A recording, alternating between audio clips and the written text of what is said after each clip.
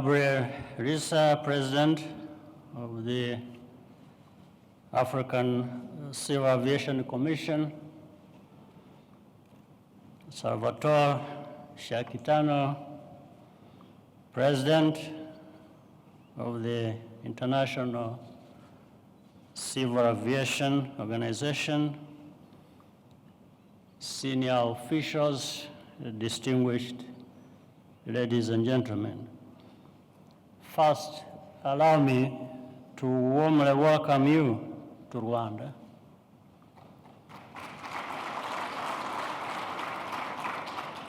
We are happy to host you and thank you for choosing our country for this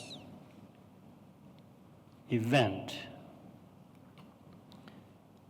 I also wish to commend the African Union for the continued support and the progress made towards achieving the single African air transport market.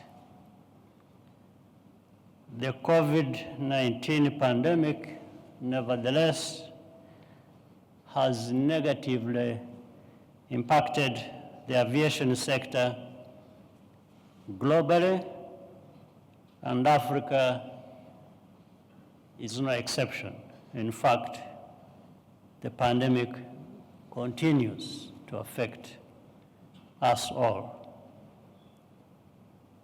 I mean, one simple example is the recent case of this variant, the Omicron variant, and the confusion it has really brought everywhere, including in the air transport. I'm saying this because you've seen starting with first, South Africa was generous in sharing information of what they had just discovered of this variant. And all of a sudden, of course, there is a reaction toward that. Airlines started suspending flights to the Southern African part of our continent.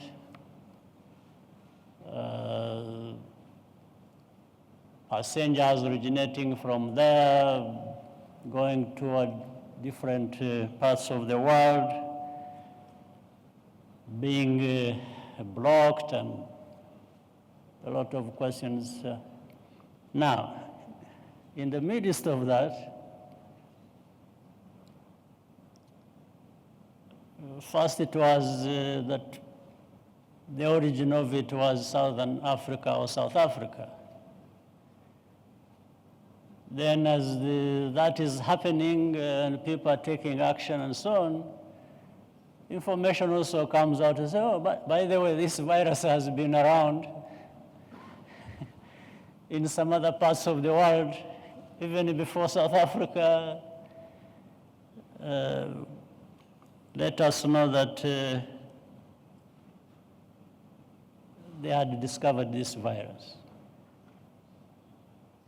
Now, this requires better organization, better communication, concerted effort in doing what we are doing, but unfortunately, the speed at which things are happening as related to the effects of the pandemic is staggering. Now, let me give you, like in the case of Rwanda,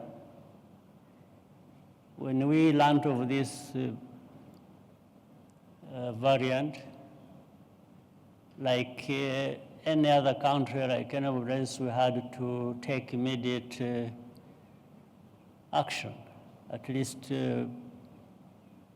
had to figure out what to do in response to that, because that was already happening because of what other actions other people were taking.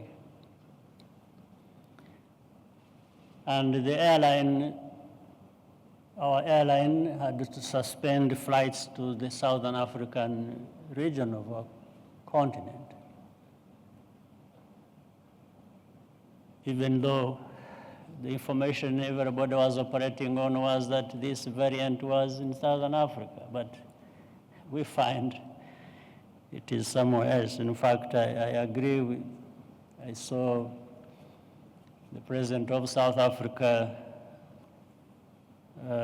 saying that South Africa, for example, was being punished for being transparent and putting information out there of what they had discovered, but others who had identified it had been quiet and they had discovered that before. In our case, Rwanda had to take measures internally here in the country, but naturally also to do with beyond our borders. And the simple reason was, for example, the flights that come from Southern Africa, most of the passengers who come to Kigali don't terminate their journey in Kigali, in Rwanda. The majority are going through to other destinations. So there was going to be an economic backlash if we just went to Southern Africa, first of all, we would be not bringing passengers because passengers normally come through here to other destinations, so they wouldn't be coming. We might be able to carry passengers to Southern Africa,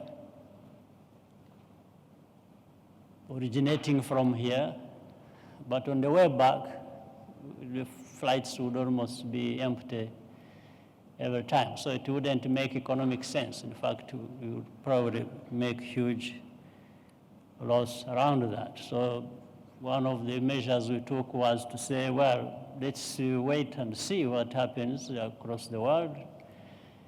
Let's stop on flying to Southern Africa. But I'm raising this because of the need we are emphasizing for us to keep finding ways we can be better coordinated in action and minimize the sort of discomfort or inconveniences or even loss that is incurred in what we are doing. And so that each country, each airline, each does not do whatever they think is suitable only for themselves, but rather, if better coordinated, seeing how we affect each other and maybe improve our actions on that. So enough of that. Let me go back to why we are here. But I was just stressing the way the pandemic has really sort of created chaos and how we need to work hard and together to manage this. So the liberalization of air transport can help with the sustainable recovery from COVID-19 pandemic effects, while facilitating operation of the African continental free trade area. Allow me to make a few suggestions on steps to fast track the development of a single air transport market on our continent. First, investment in infrastructure is very critical. Rwanda's aviation industry continues to see considerable growth, particularly with the increase in capacity of Rwanda and the construction, the upcoming of the new international airport. These investments support connectivity within Africa and complement Rwanda's decision to remove visa requirements for fellow Africans. Also, as we have made it easy for other travelers from outside of our continent. Second, affordability should be at the forefront of our strategy. The aviation sector should not be overtaxed and overburdened with charges compared to other sectors. After all, we want to encourage our citizens to travel within our continent.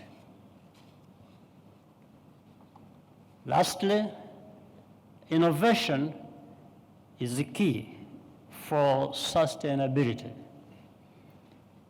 Digital processes should be adopted to manage travel health credentials. In the long run, this will minimize airport disruptions and increase confidence in safety. As we work towards fully opening our skies, the adoption of the dispute settlement mechanism should be a priority. This will help create the impetus for more countries to liberalize their bilateral air services agreement. To sustain the gains already made, the continent's favorable demographics can be leveraged.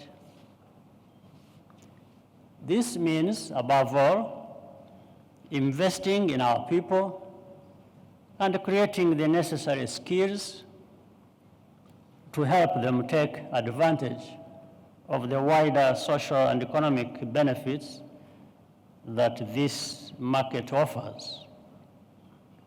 To close, I would like to express my appreciation to the African Civil Aviation Commission for the work you have been doing. Your commitment, coupled with the collaboration of regional and international partners, will make the civil aviation industry more resilient and contribute to the continent's development. Thank you again for gathering here in our capital, Kigali. I hope you will continue to enjoy your stay and work here.